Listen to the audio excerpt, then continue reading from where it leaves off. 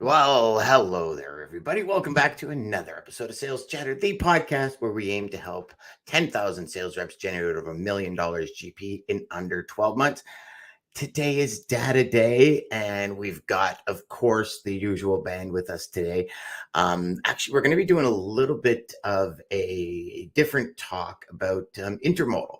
Dean, my man, is over in Chicago in the intermodal I guess probably the intermodal hub of North America, I would guess to say, because that's where 90% of our stuff comes in via intermodal. And of course, we've got Jeff Dickinson with us. Dean, Chicago, are you in the Windy City, buddy? And you were just saying it's not windy. Not windy. It's beautiful. I love coming to Chicago. It's just the whole position of the city on the lake. It's just a beautiful view. Mm-hmm. Of course, you've got to appreciate it, because what'll be maybe 3 months, it'll be frozen, and we'll have ice and wind, and of course in November coming up shortly, we'll have the November gales, which took down the Edmund Fitzgerald many years ago. It's an amazing place for the transformation of the wind. They call the wind around the Great Lakes something specific, and the name escapes me, but the wind here can come up pretty quickly and do a lot of damage for the Lakers, as they call them. But the intermodal side of this business is fascinating. I was reading last night. I was talking to a couple of guys that haul livestock and cattle in particular, and it got me thinking about the history of Chicago and why it's such an intermodal hub, because I'd never really thought about why do all the Class 1 railroads hub in Chicago? What's the history of that?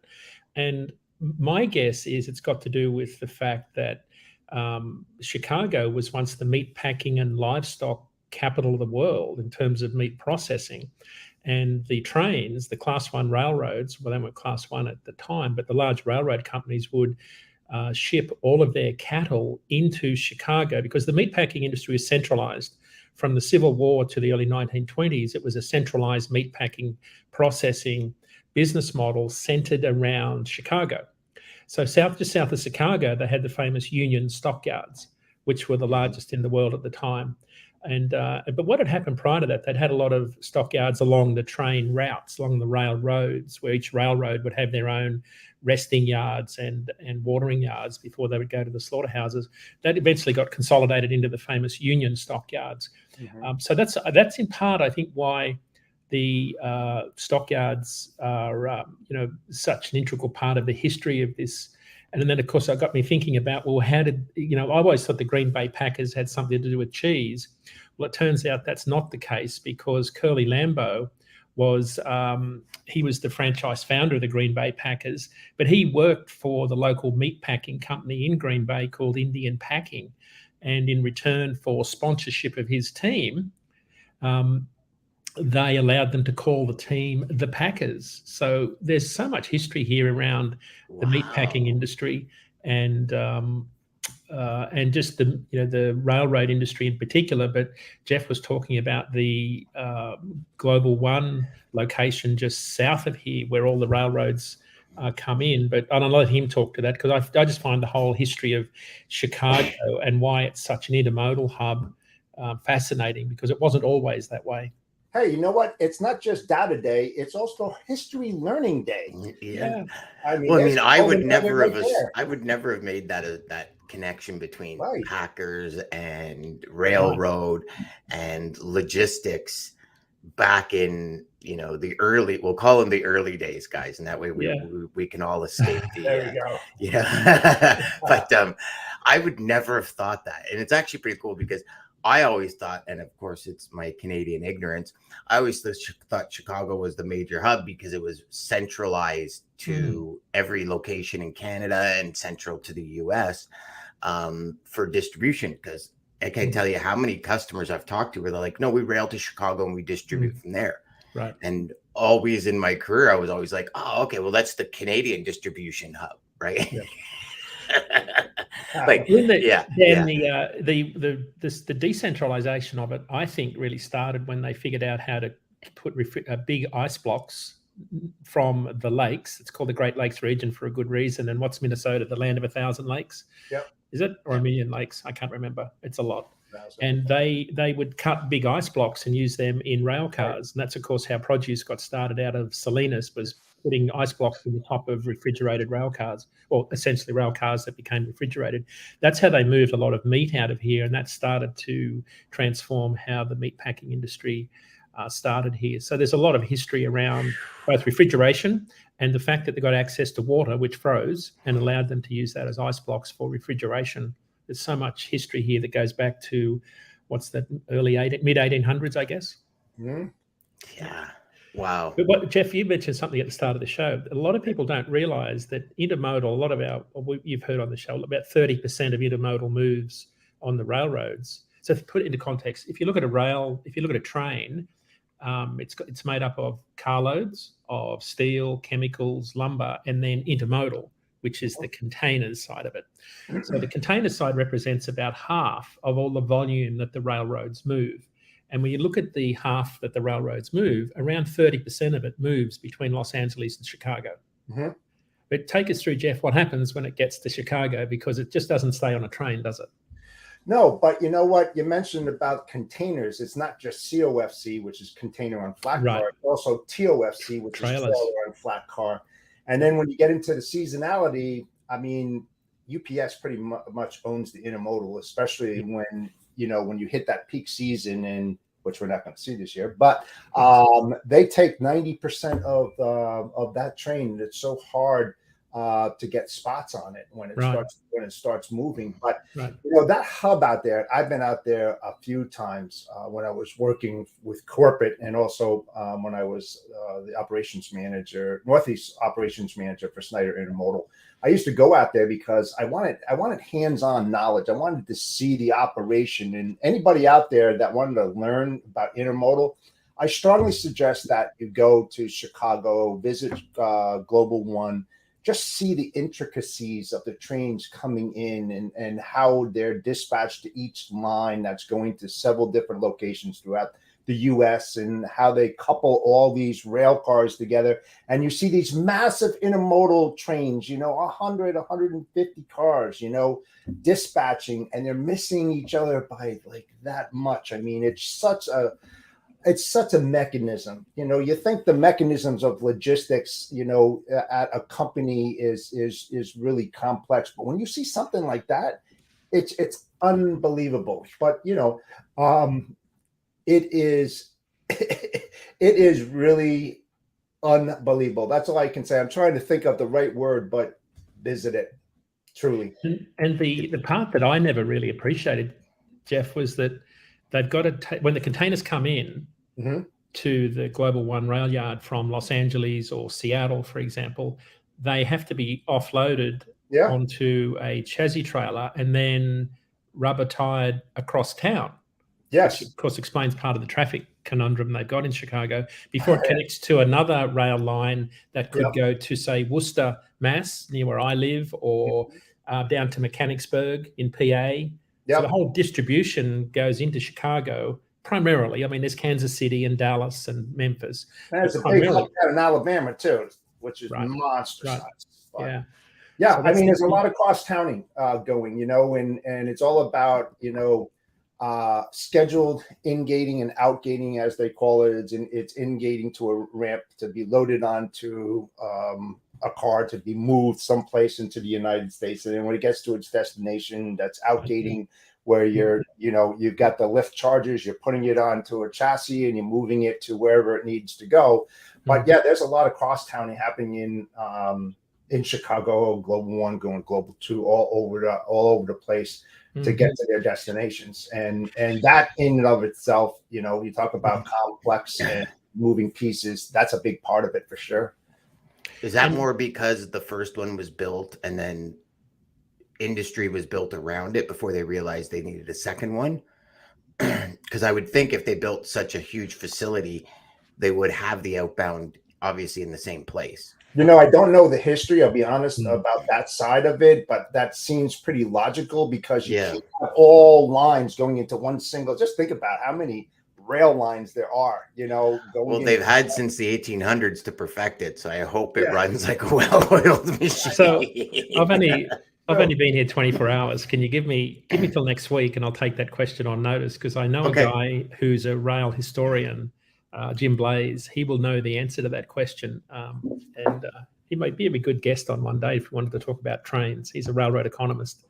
Yeah, so, that would be actually fantastic. And then some people might be listening and saying, why the heck are you talking about trains? I thought we were always talking about trucks and truckload capacity. Well, you've got to keep an eye on your competition, right? So in long haul trucking, Intermodal owns the, probably 1,300 mile plus lanes. Like, they just own that space. They're so economical. Even when you add in the cost of what Jeff just articulated, all the lifting charges, the in-gate, the out-gate, the dray charge across town, the box rate for that, the lift back onto the train, the next train, then the lift off, the lift on, the dray. When you add all that in some cases, and particularly with commodities that aren't urgent, that can sit longer, rail is still very, very efficient and a really good way to move freight. So if I'm looking at the long haul trucking industry, I want to know who's moving my freight. And sometimes truck is better than train.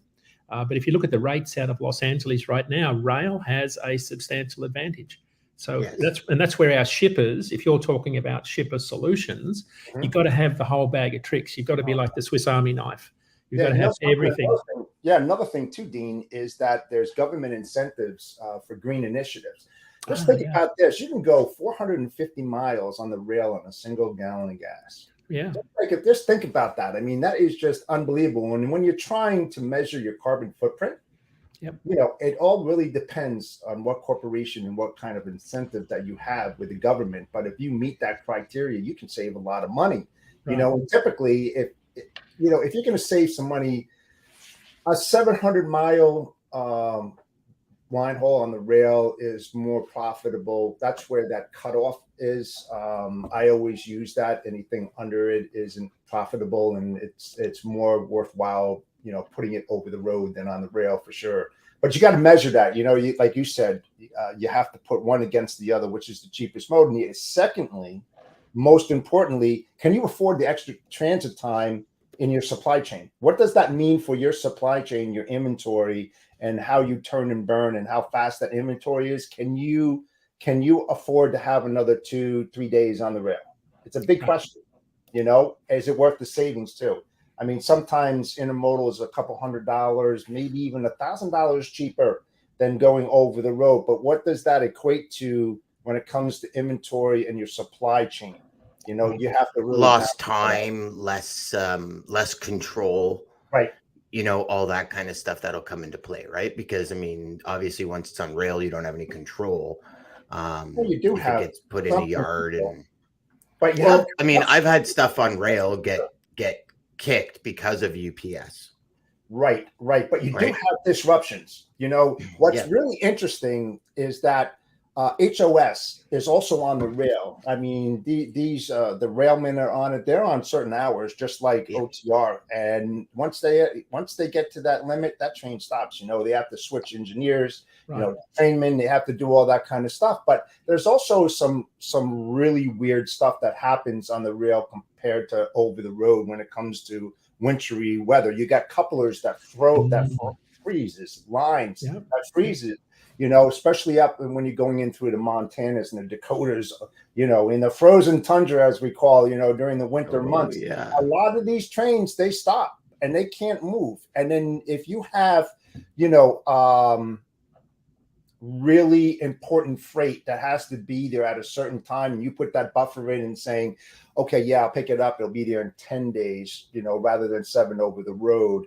and then all of a sudden that train breaks down and you got a line going down. I can say that because that happened to me, and I had to find an over the road chassis where I had to take a box car or container off at a local ramp, have it switched, and had a hightail into St. Louis Ford when they had their plant there to meet a critical timeline in order to keep that line going. So you got to weigh all these things out, logistics, anything can happen at any given time. And you have to think of what ifs. How are you going to do that? So Jeff, while you're chatting, I quickly looked up RE's intermodal savings index, which measures the amount that shippers save by using intermodal in contract and spot moves over truckload. And at the moment, shippers using intermodal on contract rates are saving about 25% versus truckload. In the spot market, it's about 13%. So it's about half as much as the saving. Obviously, the reason is that truckload spot rates are so competitive at the moment. Shippers are probably using more of that because of the speed and the accessibility capacity. RE's index, it's interesting. If you follow RE on Journal of Commerce, when you get to a 10% savings premium, that's rail over truckload, it's kind of a wash, because when you add in the lift charges and the box rate for the dray move, it wipes out that 10% saving. So whenever he gets to 10% on a lane, that's generally when truckload becomes competitive. But you're right, Jeff, it's mostly on the long haul lanes where intermodal is competitive. There's so much truckload capacity in that short haul space. It's really hard for rail to be competitive there, because the truckload capacity can virtually go anywhere, as opposed to the rails, which are pretty fixed on their routings. Right. You can have not to mention, if you're like $1,000 run and you use intermodal, I mean, you're going to be $250-$300 just for dray, no matter what, right? Like minimum pricing. Yep. So you're already cutting 33% off of that. And then, that other savings before you add the lift charges in, you might save $50, but then you got to take a 2-day transit instead of a 1-day transit, or a 3-day transit instead of a 1-day transit. Right. And the other thing too is that you have two options on the rail, right? You have a la carte, which is you're in control of the dray, you're not in control of the rail, and then the outgate dray at the destination point, or you can get the door-to-door, which is all-inclusive, which is a little bit less expensive. And then the other thing too is that your negotiations, just like when you're negotiating truckloads, what's the volume? What's the predictability? Is this a drop opportunity here? When did they ship? All this other kind of stuff when you're talking to the rail lines and you're trying to get the best rates. All that information up front is detrimental to your cost structure and what you're going to get in return, compared to one load a month compared to 50. You're going to get a better rate for sure.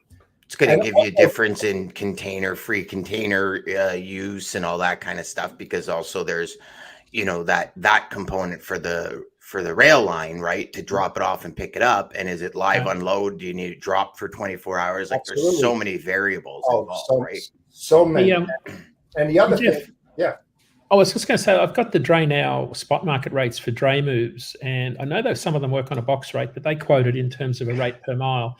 The current Dray Now rate per mile is $3.68. That's up from $3.56 a month ago, and it's been sitting around there about $3.50 to $3.60. It looks like for most of the year. Would that be a round trip rate? That rate per mile? It's usually, if you're going to talk to them about that, absolutely. Now, when you're talking about dray, first let's go back to the box. If you're going rail, it's 42.5. Right. That's the max on the rail. So you're losing some weight compared to over the road. Now, if you're using a box car, box car can handle 353-foot trailers. Think about that. Yeah, it's a lot. So you're going to save big time on that.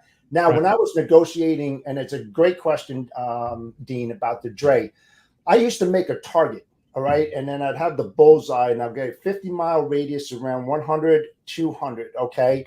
And so when I went out to these dray carriers, I said, okay, if you're in this band, this 50-mile band, here's the rate that I'm going to pay you. Everybody's on the same playing field. And then that comes with leverage. How much money do you have on the plate? You know, is it $50,000 or is it $5 million? You know, the more leverage you have, the better bargaining tool that you have. Everybody wants the pie. So it puts everybody on the same playing field, especially for freight payment services when you're using your own FSC fuel surcharge chart. And now you have the band of cost, you know, so anybody that moves that within that band, when you're talking to them and negotiating, it's all set rates. You know, some things you have to think about when you're doing that with the rail. So that's interesting. If I divide that by 2 for round trip rates, that's $1.84 a mile. Because I'm pulling someone else's trailer, that's essentially a power only move. I'm going to assume that. The current average, according to ATBS for power only, is about $1.75. So that's in the ballpark for power only moves. That's reasonably profitable, I think, for carriers that are just running their own truck as opposed to paying for the cost of that chassis trailer. But it's all a la carte, right? So you're going to have your dray costs. Now you have your chassis rental fees, right? And then you have your storage. What happens if you can't, you know, if you store it at the rail yard? That's expensive. Who's paying that, Jeff? Do a pre-pull. Customer, yeah. So in the end, when it comes to rail, especially in Canada, I've done a ton of it. We had X amount of free days. You have 48 hours free at the rail yard before you have to get outgate it. If you don't get outgate it, you get charged by the storage yard, by the rail line. Once you outgate it, depending on your contract with the rail line, you have X amount of days for free container rental. After that, you get demurrage on the container. Absolutely. D&D. Then above and beyond that, the dray company will say, I'll give you X amount of free days in my yard or on a chassis, depending on how much equipment they have. And then we're going to charge you to pull it off the truck and charge you to put it back on the truck if they have the ability, and they'll stack it in their yard and charge you for that. So all of these charges come down to, in the end, you have your rail costs, like from CN, CP, Norfolk Southern, whatever. And then there's all these additional costs that sales reps need to keep in mind. So for example, customer, we used to do about 3,500 loads a year intermodal for this customer. And one of the biggest things was demurrage and trailer storage. Because of that volume coming in, they just physically couldn't unload the trailers. And so what would happen is their old dray company would drop all these trailers in the yard on chassis. So now they're hitting them twice because they're getting hit for storage from the actual like ocean liner who owns the container. And then they're actually getting hit by storage charges for the chassis. So there's all these extra charges, because I've always wondered how on earth, and maybe we should bring a dray company on, because so for example, we were coming out of either Montreal, the port of Montreal, either CN or CP in Mississauga. We were coming out of, the port in BC or the rail yard in Calgary. And I don't know about you guys where you live, but anywhere we want to go, it's a half hour, 45-minute drive, even if it's like 10 miles away because of traffic. And these guys, for $350, they would sit in traffic all morning to go to CN, sit at CN or CP for 2 to 3 hours while they waited in line to get a trailer. They'd get the actual container, go drop it off at the customer, come back to the customer when it was empty the next day, and go back and wait 2 or 3 hours in line to ingate the empty container and finish the order for $350. And I always thought, like, how are these people making money? Because all that driver downtime, like if you look at just demurrage time that we'd pay, or, waiting time, if you want to call it whatever verbiage you use, that we would pay a driver, it's like $65 an hour, right? So he's at $240, $250 just sitting, as to what your OTR brain talks to you about, right? And it says, okay, so you're $240 just sitting. Now you got all the kilometers back and forth to and from the yard, because they don't just sit at CN. They got to come from the yard to CN, to the customer, back to the yard, back to the customer, back to CN. Like, and this, for me, I was always sitting there going, like, this triangle is absolutely outrageous. How do they make money? Like, how? It just seems so cheap. And honestly, when I first started intermodal, I remember calling Eric, was the guy, the owner of the company I used. And I said, dude, like, are we ripping you off? Like, and I go, and I'm probably shouldn't be asking this just in case the answer is yes, you know. I go, but we became fairly good friends. And I said, you know, like, I just feel like you're getting ripped off. And he's like, no, that's the going rate. And I said, but that doesn't mean you're making money. Like, it doesn't. So my whole concern was the same thing with OTR, is because I started talking to my customer. My customer had a big issue with their dray carrier. Their dray carrier was really messing up a lot of the program, which in tune, they figured out was costing them a 1.6, 1.7 million a year in demurrage and detention from containers.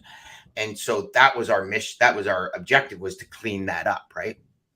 So obviously one of my first conversations is, well, I want priority because I need to clean this mess up. Will $50 a load get you extra priority? Now you do 50 times 3,500, it adds up to a big number, but it's nowhere near 1.6 million or 1.7 million in demurrage. And we actually raised the rate. And for everybody out there that's in like paying dray companies, they're like, shut the fuck up, Dan. But it was one of these things. And I don't know about you guys, and maybe one of you guys know the answer to that, but how do they make money? Well, I'll tell you what, you know, it really depends on the shipper's operation, whether it's a drop and hook, live unload. They look at triangulation and where their customer base is. So let's just say it is a drop and hook opportunity, right? They don't necessarily, they have to come back in the morning, but they're always going into that geographical area, right? So they're dropping a box over there, and then down the road, they have another container on a chassis that was dropped off. They hook into that, they bring back. So they're constantly doing that. So they're not actually coming from the yard. They might. They're not coming. They're not right. That makes sense. Yep. They're not deadheading and coming back. They're out there. They're going to travel to another location. If the dispatcher knows what he's doing, he's going to have it picked up and everything. Because it all comes down to turn times, dwell times.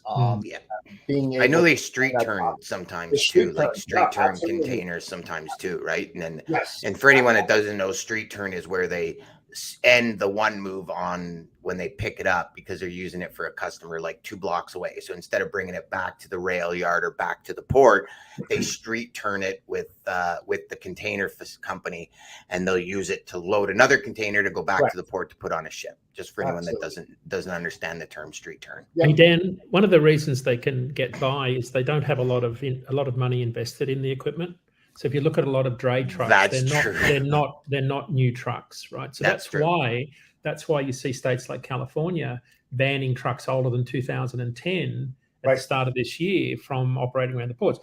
The older trucks tend to, so if you look at the life cycle of a truck, it'll go into the larger fleets and it'll gradually work its way into, shorter haul, more regional fleets. The end of a truck's life is really very, very local, short haul, dump truck, dray, container type moves. And that's where right now, some of your older trucks that are less efficient, with the exception of my Peterbilt, are working, right? So Grumpy Pete, super efficient, brother, super efficient. It's 20 years old. You've retuned that bad boy, right? It's 20 years old and still passes the emission tests, I'm proud to say. Although I might have just jinxed myself. Next test. No. Hit wood right away, Dean. Hit wood. There you go. There you go. Yeah, and that makes sense. That's true, because you typically don't see a lot of dray companies with brand new equipment. The odd one does. I've seen a few, but typically it's older, and it's that makes sense too. And Dan, and it's the same as the intermodal guys. The long haul carriers, they're not. For a lot of them, they've bought themselves a job. Like you're not going to make substantial income out of hauling containers around town. It's just, unless you were talking about the heyday during the pandemic, of course, where rates are obviously much higher. It's a tough part of the industry. A lot more wear and tear on your equipment too. That's the downside, is your maintenance costs. Even though you don't have a lot invested, your maintenance costs are staggering on those short haul moves. Yeah, you know something too. I got really creative, right? Especially with all the bridges in the New York, New Jersey area. It cost a hell of a lot of money to go from New Jersey into Long Island out to the LIE. I mean, yeah, me and you know that, right? So when we used to bring containers out to Long Island, we pick up an empty, and I was like, you know what? Let's pick up some freight with that container. It's coming back to New Jersey. Why come back empty? Right. So I put this plan together and started picking up LTL shipments around that geographical area where I would schedule and use geographicality. Geographical. Man, you see, I knew you guys used it. You just didn't want to tell Ladano when I had mentioned. No, but that's how you can create even bigger profits. Yes, by working. Well, it's like all the Hyundai and all these guys that pay you to bring their trailers home, right? Like Hyundai will pay you, I don't know, $1,000 or something to use their trailer to bring it back to one of their facilities, and people just load it with freight.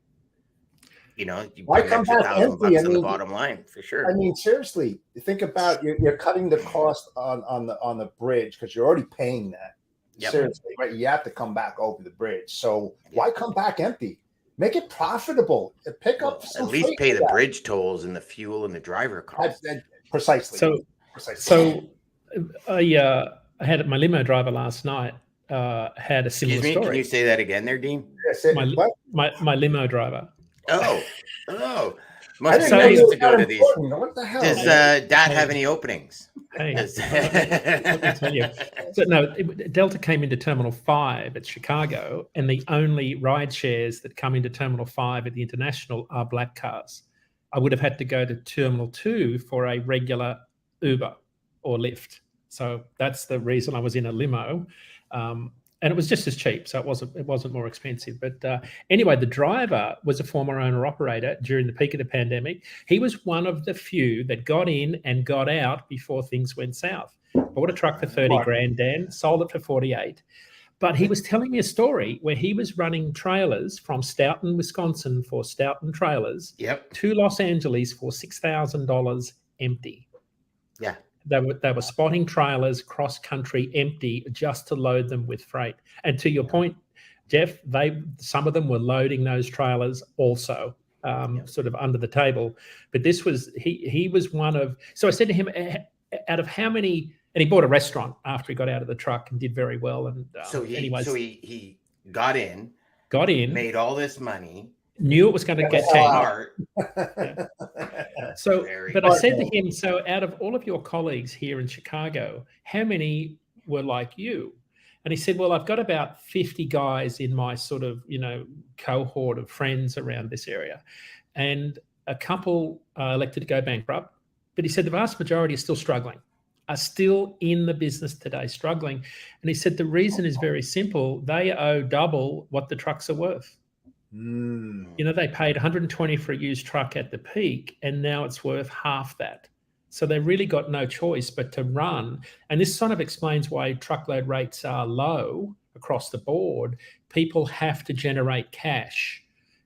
It's not a sophisticated business model when you have to generate a sufficient amount of cash to pay your finance costs and your fuel bill. And the rest of it you can skate by on. You can do your own maintenance.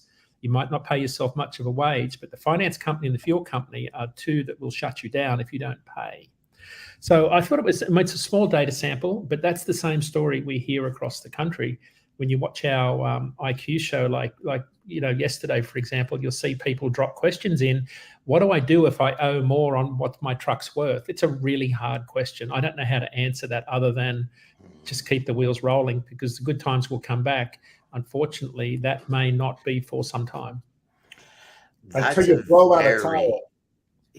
Well, I mean, think about that for a second. That's a very interesting story and a great piece of insight. Because if it's happened, if he's got a group of 50 and it's radiated, call it on 20 of those guys, it's radiated across the country.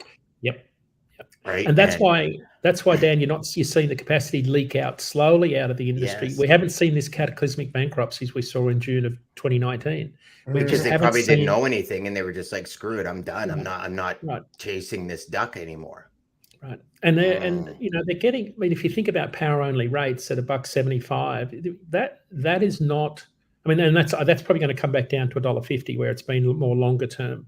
When I look at the way that the trend line is running for the average power only moves, that's still not terrible. I mean, you can get by on that, but you've got to have the mileage to support that. You can't be sitting around under containers. And you got to have a lean operating. Like, you got to have a lean crew wherever basics, you, right? Yeah. Well, you've got to understand all your operating costs, but there's just not a lot of freight around. That's the thing. And we've been saying for a long time is that, when you double the amount of for-hire carriers in the truckload industry over a period of 18 months, there has to be an excess of capacity still working its way out of the industry right now. And then you couple that with the sort of the inventory buildup that we've been talking about. And I noticed that yesterday, Target and Walmart came out with their weekly reports, annual reports or quarterly reports, it might have been. Walmart said inventories declined 8% in the second quarter. Target, with the benefit of much leaner inventory position, they didn't say they whittled away all of their inventory. So those two statements from Walmart and Target, one had revenue growth, one had revenue decline, both about 5.5% either way, tells me that they're still grappling with excessive inventory levels at some level. And for a lot of people in the drayage industry, in the intermodal industry and truckload industry, a lot of that freight's already been moved into warehouses. So if you add that to this supply-demand imbalance, they're kind of a fair bit apart. You've got a lot of capacity and not a lot of demand. And at some point, they will cross over, but that's not likely to happen anytime soon. So that's sort of, it's a precarious position we're in, one that we didn't think would be happening as we sit here at almost in October. We were way off with our forecasts, but then so were a lot of shippers off with their forecasts too. See, I thought we knew this was going to happen after the pandemic boom, if you will, because it always does, right? It's just like that gentleman you spoke to. A lot of people get in because they want, the good money, the easy money. I just didn't realize it would take this long to come back. Like, I honestly thought it was going to be a mass exodus like 2019. Yep. But you bring up a valid point. You owe more on your truck. So what do? Do you completely destroy your credit in order to, like, in essence, go bankrupt in order to get rid of it? Is it, 7 years, or do you pound it out and try and get leaner and try, maybe an owner that stepped out of the truck jumps back in the truck, that kind of thing? Yeah. Interesting. Very. And the reason we haven't seen the massive exodus of capacity, it comes down to diesel prices. Diesel prices are about 37% of total operating costs right now. Diesel dropped 84 cents a gallon in 5 months up until July 4. In the last 2 months, it's gone up 86 cents a gallon. So it's this V-shaped graph when you look at the drop in diesel prices in the first half, and now it's shot back up. The reason carriers could hang in there during the pretty rough first half of this year is diesel prices went way down as low as $3.80 a gallon. And that gave them a little bit more runway to hang in there. So I can only suspect that we will start to see, just like we saw when Russia invaded the Ukraine, another exodus of carriers coming out of the industry in this quarter. And that maybe tightens up that supply-demand imbalance that we're seeing and puts some stability back under freight rates. But I did notice, Jeff, in our FMIC consortium of shippers that the average rates for repetitive contract rates had flatlined. Instead of dropping, they'd flatlined and were starting to go back up a bit, which, that's a 2-week data point. But there was, from talking to Professor Kaplis and Dr. Ayub on our shipper side, they did say that there is a sense that the contract rates are bottoming out, which I find fascinating. And even Bob Costello said as much as that when his truckload ton mile index came out last week. It was essentially flat in August, but what he did say was that going back as far as I think it was April. He said there's evidence. Evidence is growing that the tonnage hit bottom in April and continues its slow climb upwards, which I find really interesting. That when you look at his chart, it's obvious that truckload tonnage is increasing, but at a very slow rate. So I don't know if that will hold, because we've still got this UAW strike, that could undermine. We've just had a lot more, warehouses further down the supply chain hit with more strikes. I did see that one of the big mill here in where was this one? In Chicago, I think it is. The Granite City Steelworks blast furnace is the first casualty. They're temporarily idling their furnace. They produce about 1.4 million short tons a year, so that'll drive a drop off in demand. We did look at some load posts. I don't know if we've got time to quickly look at it, but sure. We looked at the number of loads moving. So these weren't load posts; these were actual loads moving. We're down 7% last week out of Ohio, Michigan, and Missouri. We looked at all those states where we see a lot of auto moves. Out of Detroit, van loads were down 10% last week, and on the way in, so loads in were down 10%, out down 3%. So we're starting to see some impact in the spot market of the strike as people start to wind down their productions. But I think the deliberate move to target distribution centers further down the supply chain will start to impact not just truckload, but think about all the employees that will be furloughed. I think the head of GM said yesterday, and the number, I might be off here by 1 or 2, but for every worker in their GM plant, there's like 6 or 7 workers that support them from tier 1 and tier 1, 2, and so on, suppliers around the country. So it's not just the auto workers, it's people in factories all around the country. And of course, they produce things that trucks and trains haul. Yeah. And also Ford, and was it Ford and Toyota are not part of the strike, because they there's 2 companies that aren't part. I know Ford is one of them, where, and maybe it's just Canada, but they decided not to strike because they were fair and they've already increased wages. Yeah, it was Ford. It was Ford. I don't know about Toyota, but I did read that, Dan, about Ford negotiated something, so they're good. Yeah, like last year or something, they negotiated something with their workers. Recently, was it recently? Yeah, that they worked something out. I read something quickly about that. Yeah, and then I thought it was Toyota, if it makes sense, which tells me that that's probably the reason it's only down 10% or 3 or 4%, because Ford's still running. Now it's funny because the Honda plant in Alliston, we still got tons of trucks coming through town heading to that Honda plant. Right. So I don't know if there's, I don't know, maybe it's Honda I don't know. But I had read somewhere, and I should have pulled up the article before I even mentioned it, so I actually had concrete, but I know Ford was one of them. Interesting. The other data point,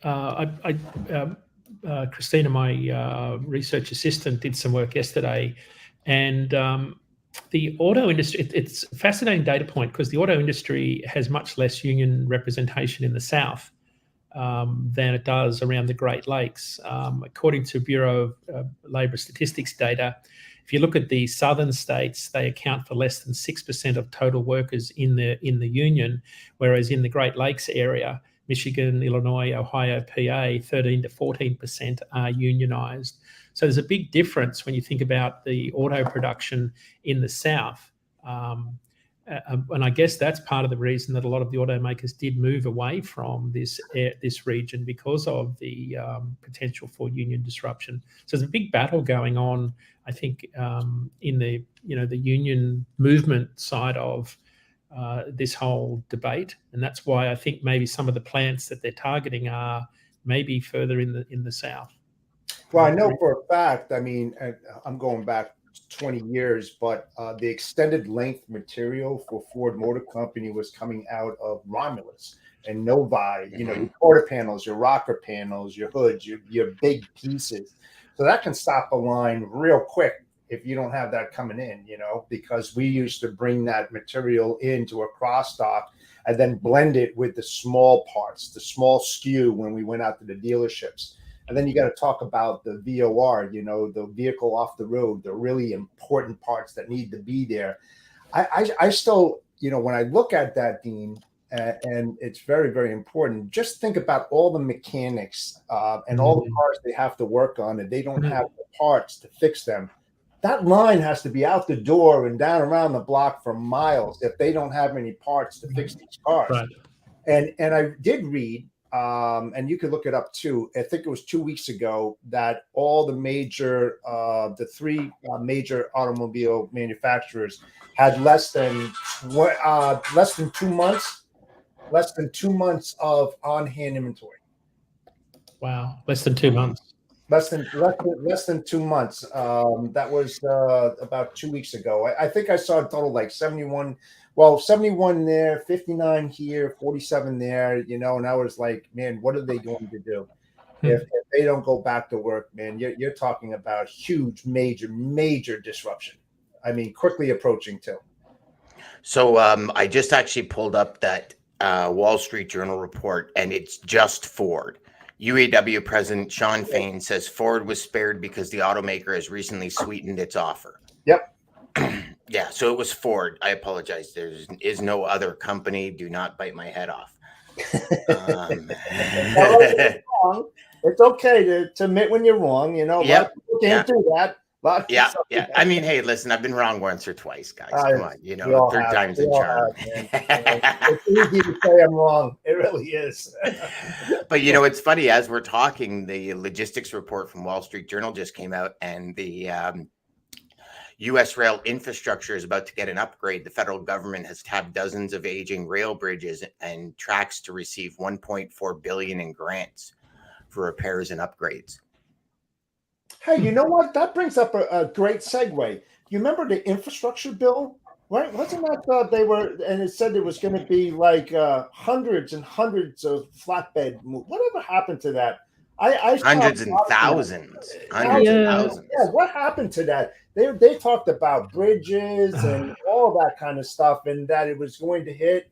What the hell happened to that? Seriously. That was for the election, Jeff. It's happened, but it's not it hasn't moved the total needle because there's so much drop in demand for things like single family housing. So I was talking to the CEO of a large flatbed company last week in Tulsa, and they have benefited with the cross-border moves of infrastructure freight for infrastructure projects, but that volume has been offset substantially by not a lot of roof shingles and dimension framing lumber moving. Mm-hmm. So I think it's there. It's just sort of covered by this malaise that the industry's in right now. Now, what do you guys think? So do you guys have interest rates raising, like mortgage interest rates and stuff since COVID? Have they risen in the US quite a bit? Good question. A little bit. So in Canada, they've risen a lot. Like people are actually, when their mortgages are coming due, are actually at a point where they can no longer afford their homes. There is so many houses for sale, and my daughter's in staging, and her company has come to a point where they can't take on any more clients because the homes they have staged, the dozens of homes that all their furniture's in, they're having to buy more furniture to stage homes. So homes are taking like way longer to sell because nobody wants to buy a house. Like if they have for myself, for example, I'm locked in at a very low rate. If I were to switch, I'd be up around almost 6%. And for me, that would just blow any home that you want to buy out of the water. Right, from a cost perspective, and the Canadian government says, well, we're increasing it because we don't want people to come in as investors and just buy homes, and we want it for the Canadian people. And what we're seeing is all of these subdivisions that were supposed to go up almost seem like they've been halted. They clear cut last year, I think it was, and at the beginning of the summer they were going hot and heavy, grading and marking and doing all that. And it's like over the last month or so, it's just stopped. So it'd be interesting to see what that is, because there was slated for 3 or 4 subdivisions just to go in my little area. projects that have started are already going, but there's some that I see driving into Mississauga where I swear they sold out 4 years ago and they still haven't even started building. Wow. You know, so it's interesting, and I don't know if that's because of, it'd be interesting to find out if that's because of the cost associated with the build. So, you know, they sold when cost was low. They sold all the units when cost was low, expecting an X margin, and now that margin's been eroded. So are they not, you know what I mean? It'd be interesting to get some professional insight on that. But yeah. So it's incoming. Okay, all right. So for the average or new sales rep, this would seem incredibly complicated. Am I right? How do they bridge? So the whole knowing all about intermodal and drayage, and if they're talking to a shipper, how would they ever figure out all of that stuff that Jeff knows? Like, and you know, Dan, like, how do they bridge? You have to do it. So what I did, for me personally, because I obviously had never been on the shipper end, right, where Jeff worked directly with rail lines. Right.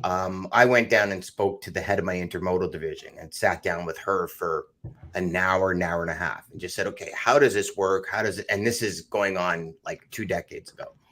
And then kind of kept my nose in it, almost like a general contractor. So I was kind of like a very niche driven person, but as a general contractor, I wanted to understand this part. I had a couple of 4PL clients where I would dig in with them and say, okay, well, why, how, who, what, where? And that's how I learned about it. But really the real education came from doing it. And we had an intermodal division.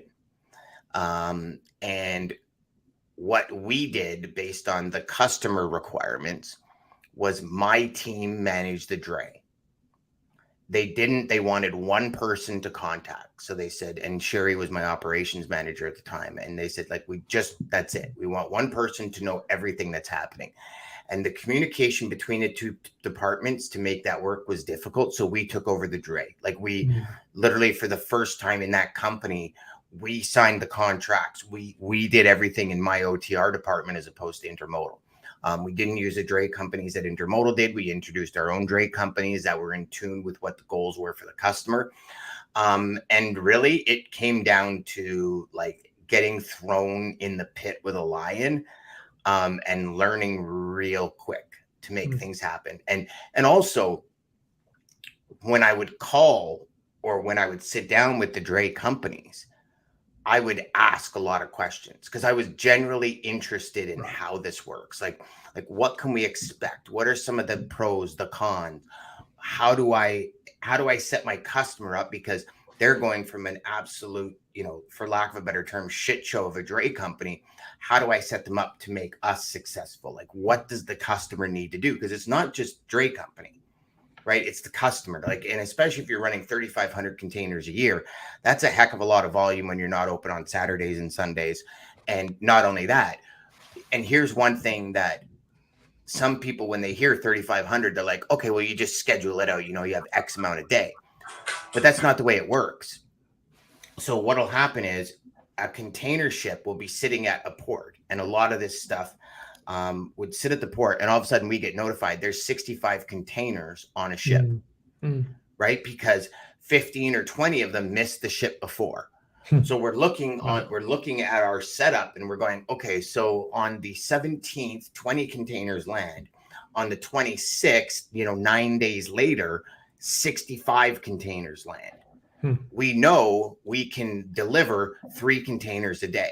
So you start doing the math and you realize immediately your bottleneck is going to be here.